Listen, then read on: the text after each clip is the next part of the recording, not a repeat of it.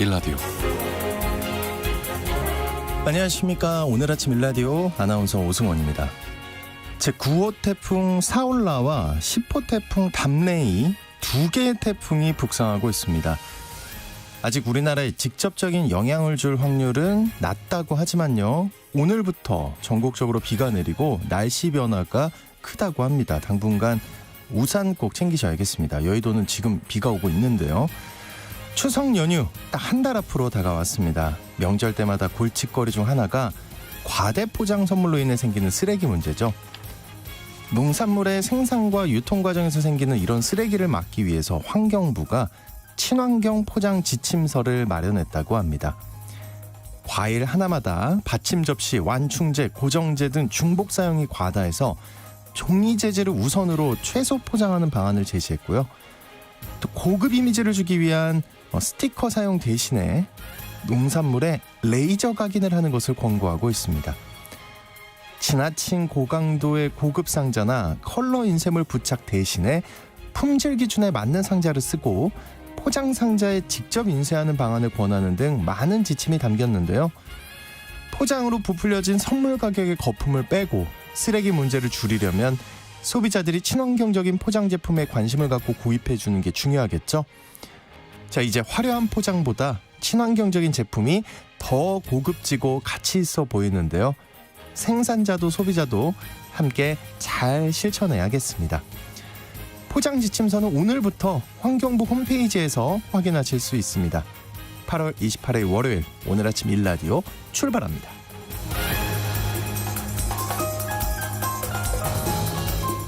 오늘 아침 일라디오 이 시간은 물론 KBS 일라디오의 모든 프로그램은 유튜브 KBS 일라디오 공식 채널이나 모바일 콩 어플리케이션을 통해 실시간으로 함께 하실 수 있습니다.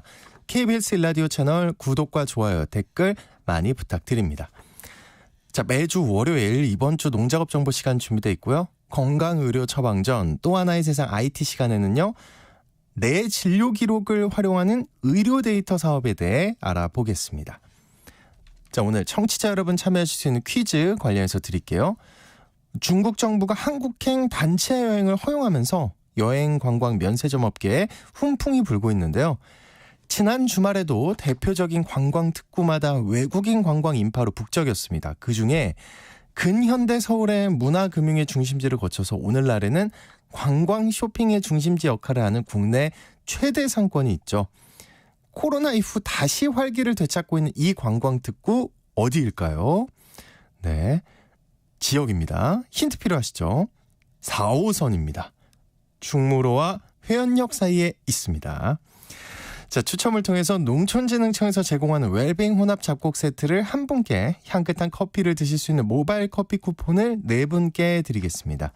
방송에 참여하실 분들은 단문 50원, 장문 100원이 드는 유료 문자 샵 9730으로 보내주시기 바랍니다. 유익한 정보와 살아있는 이야기가 있습니다. KBS 오늘 아침 일라디오.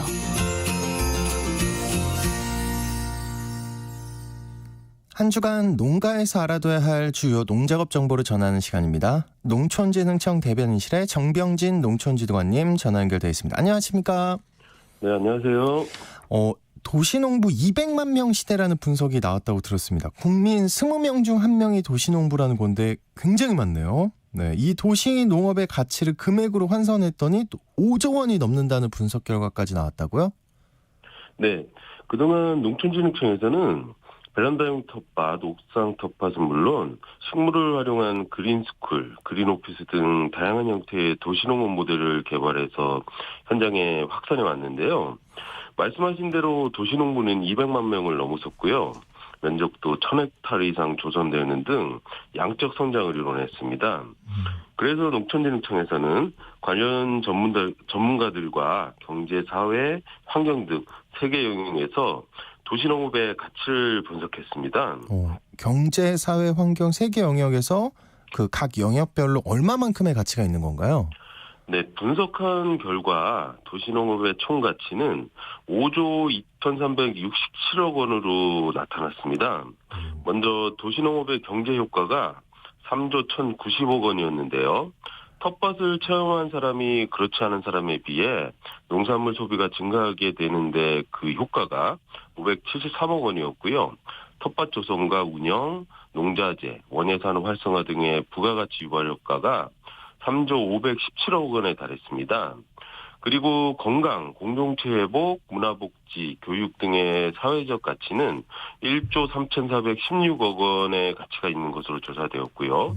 마지막으로 생태, 환경 정화, 환경 녹화와 미화 등 환경적 가치가 7,861억 원의 효과가 있는 것으로 나타났습니다. 그냥 엄청난 그 경제 효과, 가치를 가지고 있다 이렇게 이해가 되는데요. 이번 분석 결과는 어떤 면에서 의미가 있는 건가요?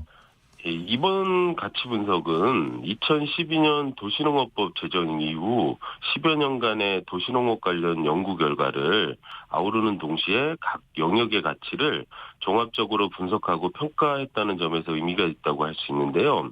이번 연구 결과는 농식품부와 지자체 등에 제공을 해서 도시와 농촌의 공동발전을 지원하는 정책 수립 등에 활용되도록 할 계획입니다. 네, 도시농업 발전에 잘 활용되면 좋겠습니다. 또 언제부턴가 가을 장마라는 말이 익숙해져 가고 있는데요. 지금 시기에 비가 자주 오면 그 농작물 생육과 작황 등에 안 좋은 영향을 미칠 수도 있다고 하는데 이번 주 농업 기상 전망은 어떤가요? 네, 말씀하신 대로 지금 시기는 한창 벼, 콩 등의 곡식과 사과배 등의 과일 등이 익어가는 시기라서 네. 햇볕의 역할이 그 어느 때보다 중요한 시기인데요. 그리고 비가 자주 오게 되면 병해충 발생도 많아져서 생산량이 감소하고 약재 살포로 인한 안전성 문제 등 여러 측면에서 안 좋습니다. 갈수록 가을에 쨍쨍한 햇살이 필요해지는 때라고 할 수 있습니다. 이번 주는 오늘부터 수요일까지 전국적으로 비가 예보되어 있습니다. 그 밖의 날들도 전국이 구름이 많고 지역적으로 소나기 오는 곳들이 많을 것으로 예보가 되고 있어서 항상 이에 대한 대비가 필요하겠습니다. 기온은 아침 19도에서 26도, 낮에는 26도에서 31도로 평년과 비슷하겠습니다. 네, 풍년 농사를 위해서 가을비가 제발 조금만 왔으면 좋겠습니다. 어려운 환경이지만 잘 관리하셔서 피해 없길 바라겠습니다. 자, 이번 주 농가에서 실천해야 할 주 농작업 정보 알아보겠습니다. 먼저 벼농사인데요. 어떤 관리가 필요할까요? 네, 비가 자주 올 경우에는 고온다습한 환경이 조성이 되어 각종 병해충이 발생하기 좋은 조건이 되는데요. 관심을 가지고 수시로 예천을 하시고 발견이 되면 즉시 방제를 해주셔야 피해를 줄일 수 있습니다. 그리고 조생종배의 경우에는 이삭이 한참 여물어가는 시기라서 이삭이 달린 상태로 싹이 나오는 수발화가 발생할 수도 있는데요. 수발화가 발생한 노는 가능한 빨리 물떼기를 실시하고 조기에 수확을 하셔야 피해를 줄일 수 있습니다. 관심과 예찰 그리고 방제가 매우 중요하겠는데요. 그리고 콩, 참깨 등 밭작물 재배 농가는 어떤 걸 해야 할까요?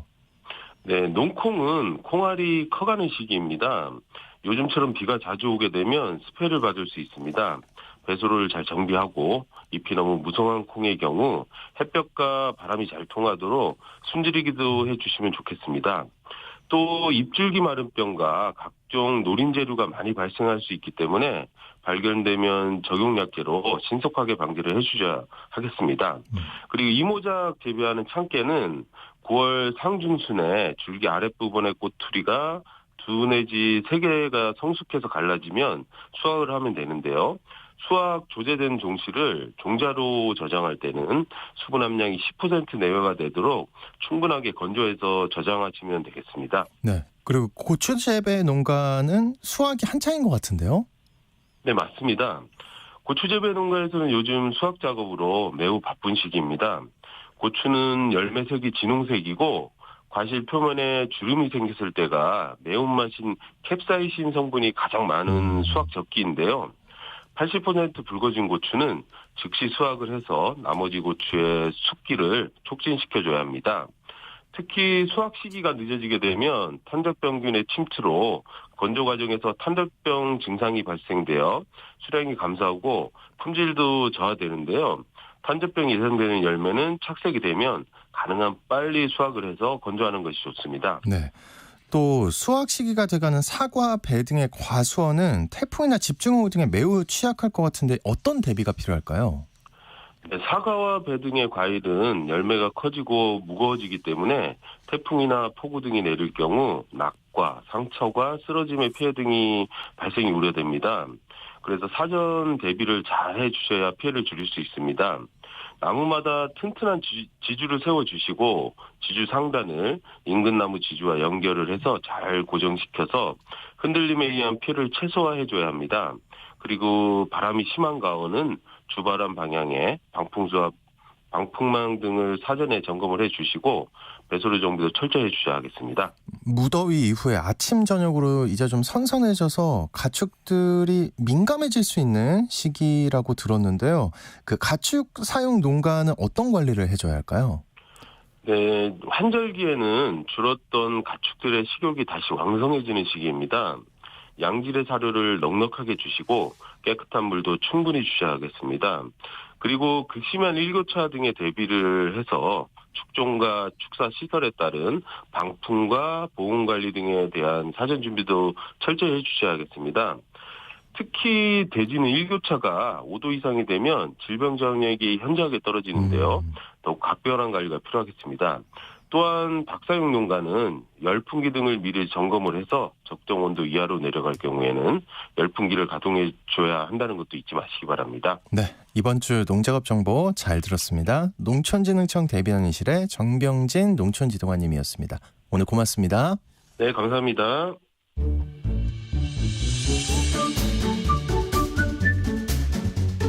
아침을 여는 기분 좋은 습관. KBS 오늘 아침 1라디오.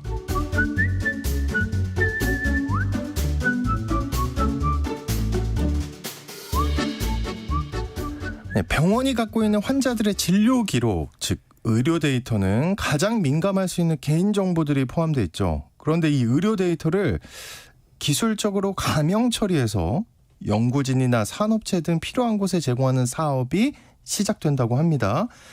최근 카카오가 구글과 손잡고 병원 진료 데이터 사업을 본격 시작한다는 소식이 들어왔는데요. 이거 내 진료 기록을 가지고 마음대로 어디다 쓰겠다고 이거 뭔지 알아야 하지 않겠습니까? 네. 그래서 저도 두 분과 손잡고 알아보겠습니다. 우리 먼저 손을 잡을까요? 네, 좀 그렇죠? 네. 우리끼리 손을 잡는 거 일단 뭐 정신적으로 손잡고 얘기하는 걸로. 네, 네 오늘 건강의료 처방전 시간 담당 박한슬 약사님 안녕하십니까? 안녕하십니까? 네, 또 하나의 세상 IT 시간 담당 히든브레인 연구소의 송태민 소장님 안녕하십니까? 안녕하세요. 네, 오늘 두 분이 동시에 나오셨습니다. 동시에 보니까 더 좋네요. 의료와 기술 이야기를 풀기에 이런 코너 협업이 필요하죠, 그죠? 맞습니다. 네. 일단은 뭐 의료 관련은 사실 IT 분야에서는 언제나 조심스럽고 약간 무서운 존재이기도 해요. 왜냐하면 각종 규제들이 있다 보니까 의료 쪽에 약간 전문 또 의료 전문이잖아요. 그래서 그러니까 IT 하는 사람들이 서비스를 만들면서도 이게 되나? 해도 되나? 뭐 서비스상 IT상에서 기술상은 되는데 실제로 해도 되는지 이것들이 약간 두렵거든요. 근데 오늘은 이제 박한슬 약사님과 함께 하니까 약간 이런 부담이 좀 없어서 매우 좋습니다. 어떻게 생각하십니까? 저는 이제 보통은 건강에 아주 직접적으로 관련된 것들만 얘기를 드렸는데 그러다 보니까 이제 사실은 산업적으로도 좀 할 수 있는 얘기가 많은데도 제 주제랑은 너무 안 맞는 것 같아서 좀 줄인 얘기들이 많았었거든요. 바로 뒤에 또 있잖아요. 네. 네. 그래서 오늘은 송태민 소장이랑 같이 하면은 그런 얘기들을 좀 더 편하게 할 수 있을 것 같아서 참 좋을 것 같습니다. 알겠습니다. 기대가 됩니다. 근데 요즘 진짜 어떤 분야나 IT 기술과의 결합, 이제 뭐 생성형 인공지능의 활용 이런 얘기까지 나오는데 코로나19 동안의 원격 진료, 디지털 헬스케어 이런 이슈가 뜨거웠잖아요. 그죠? 네, 그 이후에 환자 입장에서나 의료 서비스에 있어서 코로나 이후 뭐가 달라졌나요? 좋아진 게 있나요? 어떻습니까? 누구부터 말씀하실래요? 일단 코로나19 이후에 우리한테 제일 큰 변화는 아무래도 비대면 형태가 좀 보편화됐다는 거일 것 같아요. 네. 물론 과거에도 사실 사람들이 많이 잘 모르시는 건데 전화를 통해서도 그런 처방이나 진료 같은 게 되기는 했었습니다. 아, 그래요? 네, 그런데 서울은 아니지 않았어요? 네, 그런 이제 소외된 지역이라든지 특수한 계층에 대해서는 그런 게 어느 정도 허용이 됐었는데 네. 이게 좀 보편화되면서 특히나 이제 정부에서 그런 비대면으로 처방하고 진료하는 거에 대해서 약간의 그 비용적으로 좀 지원을 해줬었습니다. 그래서 그런 것들이 이제 시작이 되면서 이렇게도 할 수 있구나라는 사업 모델이 많이 개발이 된 건데 좀 안타까운 거는 이제 코로나가 다시 끝나면서 이제 그런 거는 조금 많이 줄어들게 됐다. 그래서 그런 비용에 추가를 해주는 게 없어지다 보니까 아무래도 좀 이런 규제만 더 강화된 그런 상태인 것 같습니다. 그래요. 예. 네, 근데 앞으로는 또 이제 디지털 헬스케어라고 해서 한마디로 이 건강을 챙기는데 IT가 약간 도움이 된다. 도움을 활용해서 한다라는 뜻이 될 것 같은데 이런 것들 AI도 활용하고 각종 데이터들을 분석해서 얘를 개개인에 맞춰서 서비스를 해준다는 거예요. 그렇다 보면 앞으로는 뭐 개개인마다 증상이 다 다르고 이거를 계속 트래킹 해가면서 이 사람들이 시간과 돈을 최소화하면서 원래 살던 대로 본인의 삶을 지속하면서 또 치료도 받고 혹은 케어를 받을 수 있다라는 장점이 앞으로도 생길 거기 때문에 약간 기대가 되는 면이 좀 있습니다. 그 현재 국내에서도 이 디지털 헬스케어 관련해서 진행하는 게 있나요? 네, 일단은 뭐 굉장히 좀 많을 것 같기도 해요. 근데 뭐 대표적으로 제가 좀 보니까 4가지로 나누는 것 같더라고요. 그래서 모바일 헬스케어, 뭐 원격 의료, 그다음에 보건의료 분석학, 디지털 보건의료 시스템 이렇게 있는데 그 중에서 제가 좀 알아온 거는 이제 모바일 헬스케어 쪽이 될 것 같아요. 제가 쓰고 있는 앱 중에 하나였는데 이제 과장님 케어라는 앱이 있어요. 근데 이게 뭐냐면은 과민성 대장증후군 환자를 돕는 앱이에요. 네. 회사의 과장님은 아니고. 그래서 네. 그 과장. 네. 그렇기 때문에 보통 이제 스트레스 등의 이유로 뭐 아랫배가 아픈 이런 질환이라고 하는데 저도 약간 있거든요. 그래서 이제 화장실을 굉장히 자주 가는 이런 게 있는데 이런 것들을 위해서 이제 앱을 깔았죠. 근데 앱을 깔았다고 해서 제 몸이 나아지는 거는 사실상 없잖아요. 없죠. 왜냐면 이게 뭐 치료제는 아니니까. 네. 하지만은 이 앱을 통해서 저의 이제 한마디로 환자 상태를 기록하는 게 굉장히 중요한 거고 이걸 통해서 한마디로 제가 어떤 걸 먹고 어떤 행동을 했는지 이런 것들을 알게 되면은 이 질환 추이를 이제 리포트를 받거나 전문가에게 상담을 할 수 있는 이런 시스템이 있다라고 보시면 될 것 같고요. 그다음에 카카오 같은 경우는 2021년도에 카카오 헬스케어라는 회사를 설립하게 됐어요.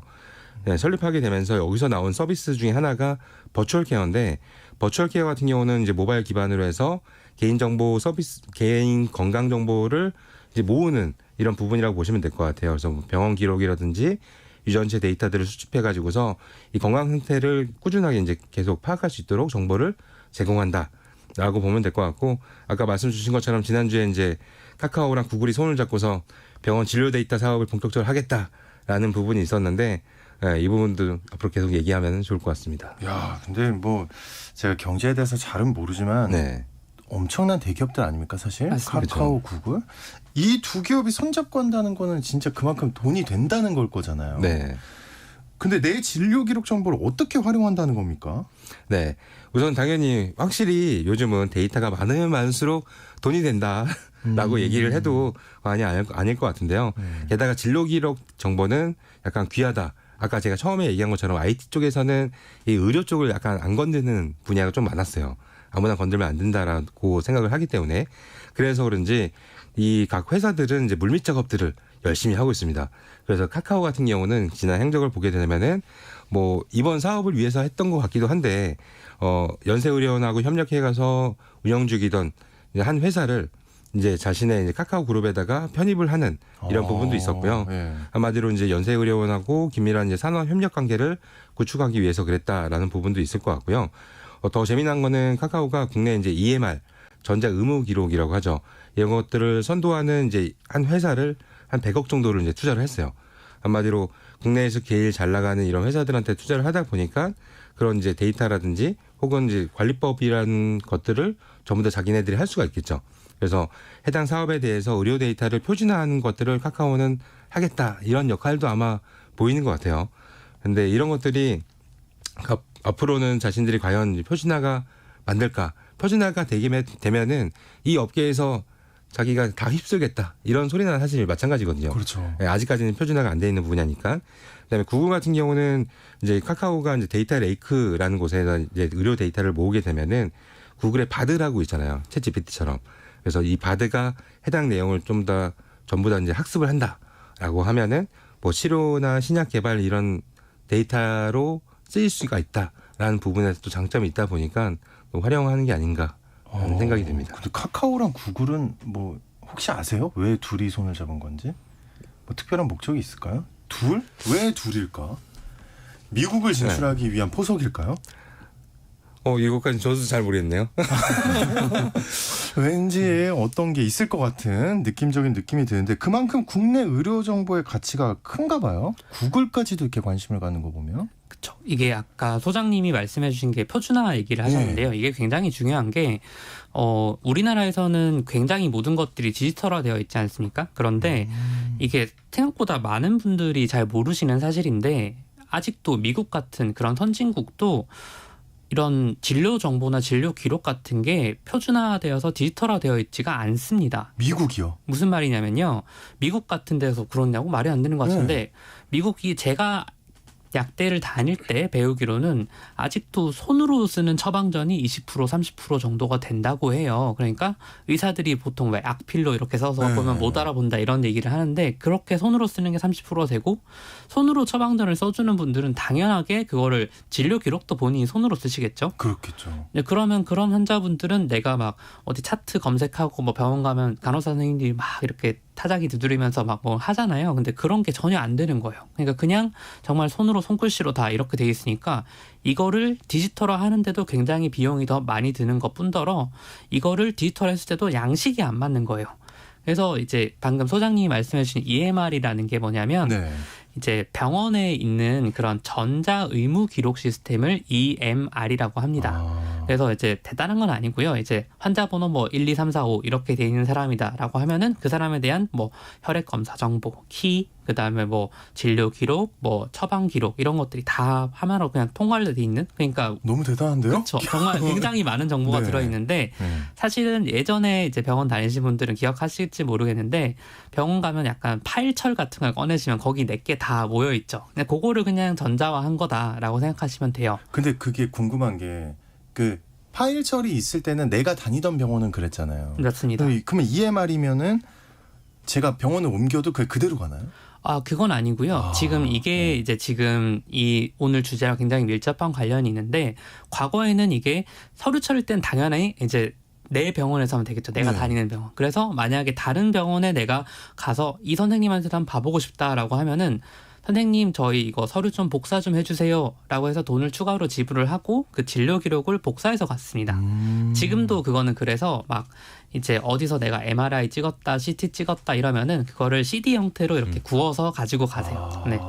그래서 그걸 가지고 가서 병원에 넣고 이렇게 하는데 지금 이제 우리가 논의되고 있는 사업은 간략하게만 설명드리면 이거를 원격으로 전송을 할 수 있게 해주자. 그리고 대신에 조금 더 식별이 안 되게 내가 이 사람이 누군지를 알면 안 되잖아요. 사실 의료 정보는. 그렇죠. 그러니까 이걸 좀 가명 정보로 처리를 해서 이건 아마 소장님이 더 잘 설명해 주실 것 같은데 그렇게 가명 정보 처리를 해가지고 다른 병원에 또 원격으로 보내준다. 아니면은 카카오나 구글 같은 데도 내가 원한다면 보낼 수 있다. 이런 걸 좀 허용해 주겠다. 이런 얘기거든요.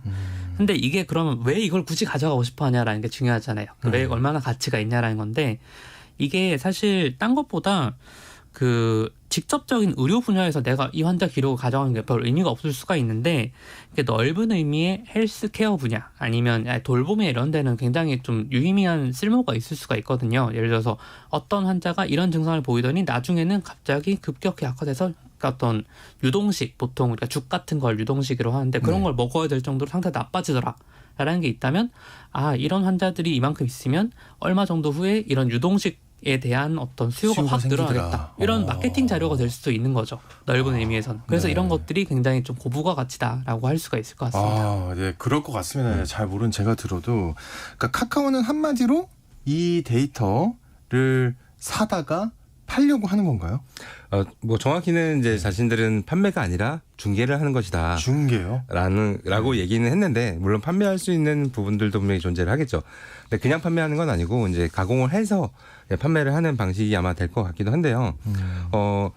이 카카오 아까 헬스라는 회사였잖아요. 네, 카카오 그 헬스 같은 경우는 이제 아까 했던 게 개인용 서비스가 있고요. B2B용 같은 경우는 데이터 이네이블러라는 이제 서비스가 있는데요. 여기 같은 경우 각 의료기관에 가진 이 EMR 자료를 표준화하고 운영하는 회사에게 또 솔루션을 제공한다라고 보시면 좀 될 것 같아요. 그래서 현재는 이제 시장을 점유한 몇몇 회사들이 자체적인 규격이 있는데 한마디로 전체적으로 봤을 때는 비표준화가 되겠죠. 그래서 자기네들은 아까 얘기한 것처럼 계속 통일성을 있게 자기네가 표준화가 되겠다라는 부분으로 지금 밀고 있다라고 보시면은 좀 될 것 같고요. 네. 그다음에 이제 산업계에서도 근데 산업계에서는 이 EMR 데이터를 활용하는 게 약간 현실적인 어려움이 있어요. 아까 그 개인정보 때문에 그런 건데요. 그러니까요. 환자 네. 동의가 필요하지 않습니까? 네, 이런 거? 동의가 필요한 것뿐만 아니라 이제 엄격한 규제와 이제 심의 절차들이 굉장히 많이 있어요. 그래서 현재는 각 이제 이 데이터들을 각 의료기관이 분산해서 저장을 하고 있고요. 기관 외부로 이제 반출하기 위해서는 또 각 의료기관의 심의를 거쳐야지만 또 나올 수 있다라고 보면 되는 거고요. 현재는 이제 가명 처리로 이제 데이터 당사자들이 알아보지 못하도록 비식별화한 데이터로 만들어서 한마디로 법적으로는 당사자의 동의 없이 활용하는 것이 가능하다라는 방식이 있습니다. 하지만은 이도 역시 뭐 그냥 쓸 수 있는 건 아니에요. 동의 안 해도 나는 이름만 가렸다고 쓸 수 있는 건 아닌 거고. 그렇죠. 그러면 안 될 네. 것 같은데. 이거를 이제 쓸 수 있도록 만드는 것 자체가 이번 또 사업의 기술 중에 하나다라고 보시면 또 될 것 같습니다. 근데 사업명이 네. 데이터 레이크 이러는데 데이터 이게 정확히 무슨 뜻입니까? 이게 어떤 과정을 거치는 거예요? 수요자들에게 데이터가 전달되기까지? 네, 데이터 레이크라고 하는 거는 그냥 데이터 호수죠, 호수. 네. 그래서 한마디로 로우 데이터들을 이제 모으는 한 집합소라고 보시면 될 것 같아요. 로우 데이터라는 거는 한마디로 가공이 되지 않은 모든 데이터들을 말하는 건데, 뭐 일반적인 뭐 엑셀 시트 같은 데이터도 마찬가지인 거고, 뭐 웹페이지의 로그 데이터도 마찬가지고, 뭐 이미지, 오디오 모든 SNS 파일까지 다 모아둔 것이 바로 데이터 레이크고 네. 여기서 원하는 것들을 딱딱 빼서 가공을 시킨다라고 보시면 될 것 같아요. 그래서 자기네들은 이런 데이터 레이크 사업을 이제 진행하겠다라는 부분인 거고, 근데 여기서 다만 이제 진료 기록 등 이런 것들을 극도의 이제 민감한 정보 같은 경우는 활용을 하려면은 네. 넘어야 될 게 굉장히 많거든요. 이때 등장하는 것이 바로 아까 이제 얘기했던 구글입니다. 구글의 이제 연합학습이라는 것이 있는데 이거 같은 경우는 실제 데이터는 공유하지 않고서 인공지능에게 학습시킨 정보만 따로 통합하는 부분이라고 보시면 돼요. 아까 로우 데이터 같은 경우는 되게 민감한 정보가 많으니까 이게 어딘가에 클라우드에 올라가거나 이러면 안 되겠죠. 그래서 얘를 가지고 학습시킨 것만 위에다 올려가지고서 이 자체를 또 암호화시킨 다음에 한마디로 유출돼도 별 문제 없이 만드는 게 또 중요한 부분이다라고 보시면 또 될 것 같습니다. 네. 어쨌든 뭐 여러 과정을 거치긴 하는데 네. 그래도 저 같은 사람은 걱정입니다. 네. 이게 아무리 그렇게 한다고 해도 민감한 이제 개인 정보들이 담겨 있는 건데 내 정보는 주기 싫다 이럴 수도 있는 거 아니에요? 맞습니다. 그래서 이게 우리가 개인정보 보호라고 그냥 뭉뚱그려서 얘기하는 경우가 많은데 개인정보도 조금 층위를 구분해서 볼 필요가 있습니다. 그래서 어떤 의미냐면요. 내 스스로부터 완전히 분리할 수 있는 정보가 있고 나와는 절대 분리될 수 없는 정보가 있습니다. 예를 들어서 이제 오승원 아나운서님의 어떤 키나 혈액형 이런 것들은 오승원이라는 사람이 살아있는 동안은 바뀔 가능성이 거의 없는 거잖아요. 그렇죠? 네. 그런 것들은 나와 분리되지 않은 정보인데 이게 노출됐을 때는 조금 문제가 될 수 있는 거죠. 반대로 뭐 예를 들어서 내가 어디서 무슨 쇼핑몰에서 뭘 샀다. 이런 걸 보통 우리가 상업적으로 많이 쓰는 빅데이터는 이런 것들인데 이거는 만약에 유출이 됐어요. 그래서 내가 찜찜하고 기분이 나빠. 그러면은 다른 쇼핑몰에서 다른 걸 사면 되긴 하거든요. 심지어는 주민번호 같은 것들도 요즘은 유출이 심해져서 나라에다가 이제 주민번호가 유출돼서 좀 바꿔달라 하면은 그것도 바꿔주는데 의료 정보는 그런 게 안 된다는 점에서 굉장히 좀 민감성이 크다고 할 수 있고요. 두 번째는 우리가 의료 데이터에서 나오는 그런 정보들이 내 사회생활에 굉장히 심각한 영향을 줄 수 있다는 거예요. 예를 들면은 여성분들 같은 경우는 이제 정기적으로 산부인과 검진을 받는 게 굉장히 중요한 일인데도 아직도 약간 그런 묘한 낙인 같은 게 좀 있죠. 산부인과 약간 이상한 거 아닌가? 뭐 성병인가? 이런 식으로 생각하는 분들이 있는데 만약에 실제 성병이라고 하더라도 그 정보가 바깥에 노출되면은 이건 안 되는 거잖아요. 그렇죠? 네, 그런 점에서 이제 의료 데이터는 굉장히 중요하고 이제 이런 것들이 그냥 나간다고 했을 때 좀 문제가 될 수가 있고요. 두 번째는 이게 내 정보면 내가 결정권이 있다고 할 수가 있잖아요. 그런데 꼭 내 정보만 있는 게 아닙니다. EMR 데이터에. 무슨 말이냐면요. 예를 들어서 제가 뭐 병원에 가면은 의사 선생님 이런 걸 물어보세요. 선생님 혹시 뭐 가족력 있으세요? 그게 무슨 말이냐면 어머니나 아버님이 뭐 고혈압이 있으시냐, 당뇨병이 있으시냐, 뭐 아니면 암 걸리셨던 적이 있으시냐 이런 것들을 막 물어보지 않습니까? 가족력 네. 뭐 이런 거. 그런데 그게 내 차트에 같이 들어가는 정보예요. 그거는. 그런데 그거를 내가 동의한다고 해서 그러면 이게 박한슬의 아버지 누구, 박한슬의 어머니 누구라는 걸 충분히 우리가 알 수 있지 않습니까? 그런데 그걸 내가 그냥 나만 동의했다고 공개를 한다? 이것도 좀 문제가 될 수 있겠죠. 같은데. 네, 그런 것 때문에 물론 이거는 의료정보 전체의 특징이고 이제 오늘 논의하고 있는 EMR 데이터를 비식별화 처리하면 이런 문제는 어느 정도는 사라질 수 있겠죠. 예. 그렇지만 이거를 비식별화 처리를 한다 만다에 대해서도 내가 동의 여부는 나만이 결정할 수 있는 게 아닌 거예요. 그래서 그런 점에서 조금 문제가 된다고 할 수 있을 것 같습니다. 어쨌든 의료계가 걱정하고 있는 거죠. 네. 그래서 좀 이게 우리가 그냥 산업 데이터를 그냥 준다고 하면 되게 산업 발전에 도움이 될 것 같다 이렇게 생각이 들잖아요. 그런데 사실은 이게 그 좀 제대로 이용될까에 대한 우려가 좀 있어요. 네. 예. 어떤 얘기냐면요. 그 우리가 산업적으로 이걸 사용한다고 하면 뭔가 되게 새로운 신기술을 개발하고 이런 데만 쓰일 것 같은데 사실은 여태까지 우리가 의료 데이터를 이용하고자 요청했던 업체가 크게 보면 두 종류가 있습니다. 두 종류요? 보험사? 맞습니다. 보험사가 하나고 다른 하나는 제약회사입니다. 그게 무슨 말이냐면요. 네. 보험회사에서는 뭐가 중요하냐면 우리가 보험이라는 건 이례적인 사건에 대해서 보험을 미리 들어주는 거지 않습니까? 그렇죠. 그런데 이 사람이 정말 나중에 병이 걸릴지 안 걸릴지를 모르잖아요. 그거를 미리 확인할 수 있다면 굉장히 보험 설계에 도움이 되겠죠. 근데 이 사람은 이런 데이터를 봤을 때 나중에 암이 걸리더라. 이러면은 암보험 설계하는데 너무 도움이 되는 거예요. 그러니까 이런 걸 달라고 했다가 엄청나게 좀 갈등을 빚은 적이 있었고 다른 하나는 제약회사인데 제약회사가 이걸 왜 달라고 하냐라고 하면은 제약회사들이 처방이 된다는 말은 환자가 약을 먹는다는 말도 있는데 제약회사가 이걸 팔았다는 말도 돼요. 그러니까 마케팅 자료인 거죠. 완전한 내 약이 얼마나 팔렸는지. 그런데 우리 회사 거는 알겠죠. 얼마나 팔렸는지. 다른 회사는 모르잖아요. 그러니까. 그런데 이거를 특히나 외국계 제약회사들이 굉장히 원해요. 왜냐하면 전 세계적으로 데이터를 만들어서 다 봐야 되는데 우리나라는 선진국이지 않습니까? 선진국인데 선진국 이 정도 돈이 있는 국민들이 어떤 상황에서 어떤 약을 쓰더라는 게 굉장히 다 디지털로 되어 있어요. 네. 이런 나라가 없거든요. 그렇죠. 제일 빠른 거죠, 우리나라가. 맞아요. 네. 사실 이제 뭐 디지털, IT 이거는 이제 한국을 이길 자는 없을 것 같고요. 사실 뭐 뭐든지 사실 IT 분야에서는 사실 우리나라가 제일 빠르지 않을까. 여기에선 저는 제가 봤을 때 약간 빨리빨리 이런 문화와 한국인들이 약간 잔머리가 굉장히 좋거든요.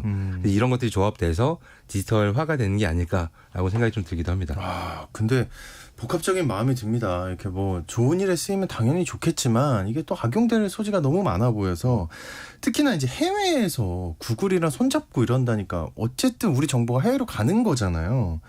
이거 혹시 우리 자료가 그냥 팔리기만 하는 거 아닙니까, 해외로? 어떻습니까? 일단 이제 이런 개념을 아마 익숙하지 않으신 분들이 많을 텐데 좀 설명을 드리면요. 이 데이터 주권이라는 이제 용어가 요즘 좀 나오고 있습니다. 무슨 말이냐면 예전에 이제 그런 라일락 같은 꽃 기억하실지 모르겠는데 그게 사실 학명 같은 걸 잘 보면은 우리나라 사람이 붙인 이름이 아니에요. 왜냐하면 일제시대 때 그 일본인 학자들 우리나라 와가지고 우리나라 종들을 조사해서 거기 자기들이 이름을 막 다 붙여버렸거든요. 그러니까 이것도 사실은 우리나라인 생물 자원에 있는 건데 그걸 자기들이 학술적으로 보고하고 이런 문제들이 생긴 거지 않습니까? 근데 이거 이상으로 넘어서 요즘은 이제 정말 IT 시대고 이제 인공지능에 대한 훈련 데이터가 쓸 수가 있거든요. 네. 그래서 데이터라는 게 정말 우리 시대의 원유 같은 게 되고 있는데 이거를 그냥 공짜로 퍼주는 게 말이 되냐? 라는 얘기가 나올 수밖에 없는 그럴 거죠. 것 같아요. 그래서 이거를 이제 해외에 반출되는 거를 막아야 된다. 기본적으로 첫 번째는. 두 번째는 만약에 반출된다고 하더라도 거기에 대한 정당한 대가를 지불하게 해야 된다. 요 두 가지를 이제 계속 유럽 쪽에서 얘기를 하고 있거든요. 왜냐하면 유럽은 IT가 약하고 미국은 강하니까 이제 거기도 뺏기는 입장인 거예요. 그래서 그런 것들 때문에라도 의료 데이터를 만약에 허용을 해준다면 이거를 국내에서 좀 한정하도록 좀 강제하는 방안이 필요하지 않을까? 저는 좀 그렇게 생각을 합니다. 어떻게 생각하세요, 송 소장님은?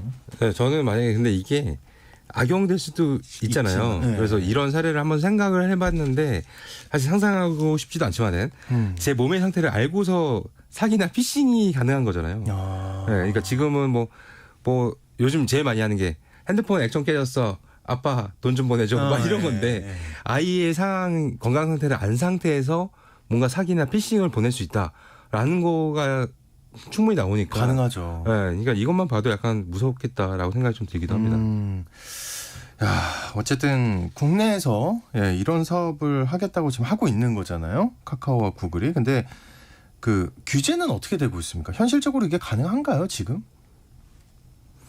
일단은 현재까지는 네. 이제 가명 처리로 아까 데이터 처리를 한다고 했잖아요. 그래서 네. 당사자들이 알아보지 못하도록 비식별화하고요. 그다음에 동의 없이 활용하기 위해서는 병원마다 이제 데이터 심의위원회가 있어요. 그다음에 윤리심의위원회가 있는데 이 이중 심의를 전부 다 거치게 된다면은 사용이 가능하다라고 보시면 될 것 같습니다. 그리고 그 세브란스가 시작이라고 했는데 다른 병원들도 참여할까요? 어떻게 보십니까? 이게 이제 이런 식의 데이터 활용이 되려면요, 그 지금 마이데이터 사업이라는 사업이 있습니다. 네. 이게 들어본 것 같은데. 네, 금융계에서 많이 사용하는 건데요. 이제 간략하게 설명을 먼저 드리면 네. 이제 금융기관끼리 정보를 서로 이렇게 공유해서 하나로 그 사람의 정보를 다 모으면 이제 내가 어디서 은행 예금이 얼마 있고 어디서 카드 얼마 썼고 이런 것도 다 모아서 보면 되게 편하게 할 수가 있잖아요. 네. 근데 의료 쪽에서 그렇게 하자라는 게 이제 요 사업의 이제 아주 모태가 되는 그 내용이고, 이게 법이 개정이 됐는데 문제가 하나 있습니다. 이게 금융기관들은 다른 사람의 금융 정보를 받으면 나한테 굉장히 이득이 돼요. 그렇죠? 그렇죠. 그걸로 사업화도 할 수 있고 이런저런 판단을 할 수 있으니까 정 안 되면 뭐 대출 심사할 때 도움이 될 거잖아요. 근데 의료기관은 내가 환자의 다른 정보를 받는다고 해서 금융적으로 이득이 되는 게 전혀 없습니다. 그러니까 이게 지속이 된다고 하려면 아무래도 대형 의료기관들은 좀 반쯤 강제로 참여를 하게 해야지 의미가 있어지는 거죠. 왜냐하면 동네 의원에서 내가 혈압약 받았다 이 정보 받아서 어디다 쓰겠어요. 대신에 대형 병원에서 뭐 MRI 찍고 CT 찍고 했더니 이 결과도 이렇게 나오지 않습니까? 네, 그런 것들을 하기 위해서는 좀 강제 참여가 필요하지 않을까 생각이 되고, 저는 그만큼 좀 인센티브를 줘야 되지 않을까 생각을 해요. 병원들에도 정보를 주는 거니까. 네. 근데 환자 입장을 지금 아무도 얘기를 안 해요. 네. 제가 얘기해 볼게요.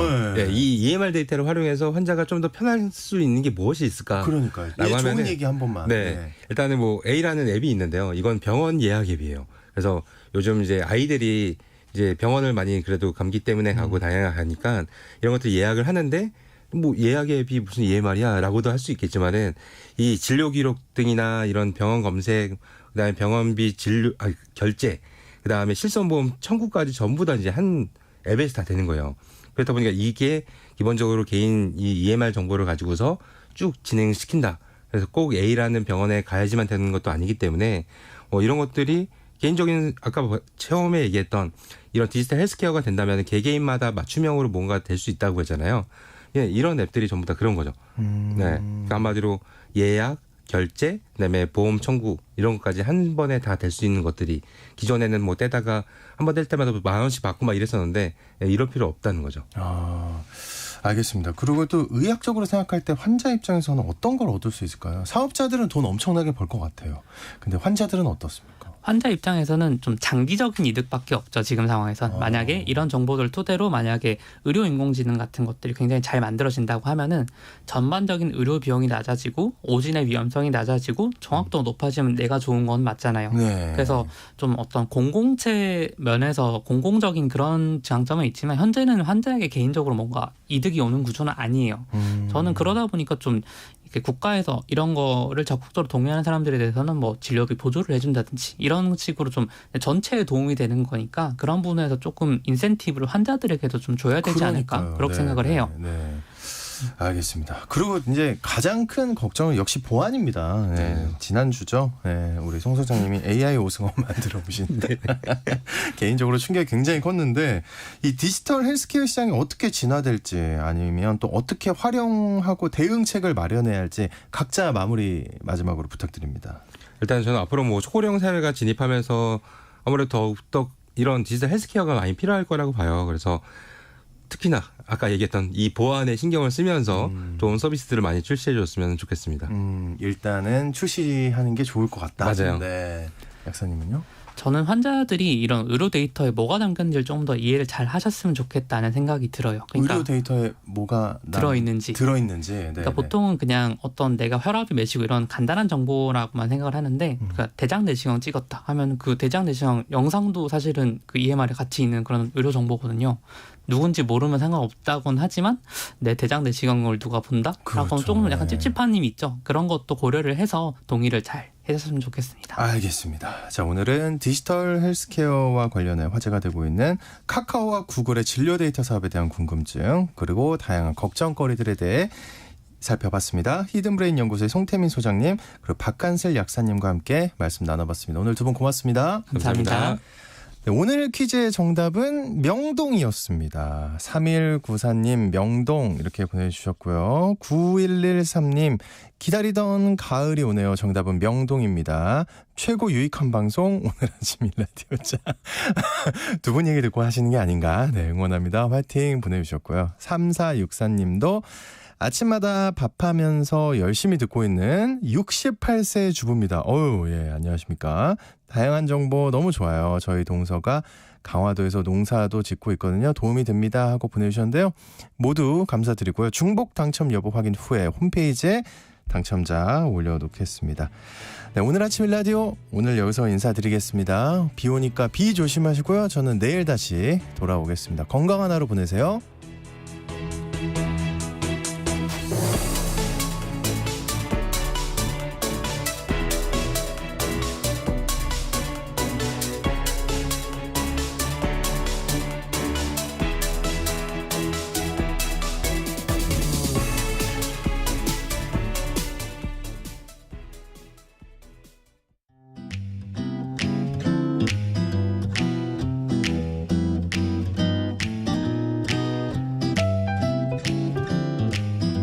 안녕하세요. 바른말, 고운말